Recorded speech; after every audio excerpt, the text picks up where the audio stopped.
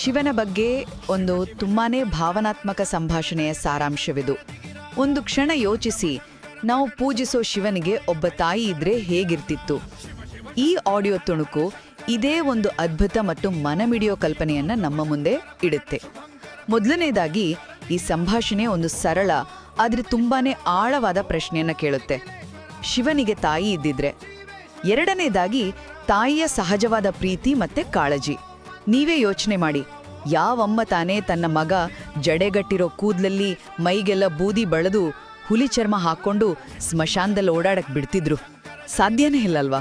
ಮತ್ತೆ ಕೊನೆಯದಾಗಿ, ತಾಯಿಯ ಪ್ರೀತಿಯ ಶಕ್ತಿ ನೋಡಿ. ತಾಯಿ ಇಲ್ಲದೇನೆ ಶಿವ ಮಹಾದೇವ ಅಂತ ಕರ್ಸ್ಕೊಂಡ. ಒಂದ್ ವೇಳೆ ಅಮ್ಮನ ಪ್ರೀತಿ, ವಾತ್ಸಲ್ಯ, ಆರೈಕೆ ಎಲ್ಲ ಸಿಕ್ಕಿದ್ರೆ ಅವನು ಇನ್ನೆಷ್ಟು ಶ್ರೇಷ್ಠನಾಗ್ತಿದ್ದ ಅಲ್ವಾ? ಒಟ್ಟಾರೆಯಾಗಿ ತಾಯಿಯ ವಾತ್ಸಲ್ಯದ ಕಣ್ಣಿಗಳಿಂದ ನೋಡಿದಾಗ ಶಿವನ ದೈವತ್ವಕ್ಕೆ ಒಂದು ಹೊಸ ಸುಂದರವಾದ ರೂಪ ಸಿಗುತ್ತೆ.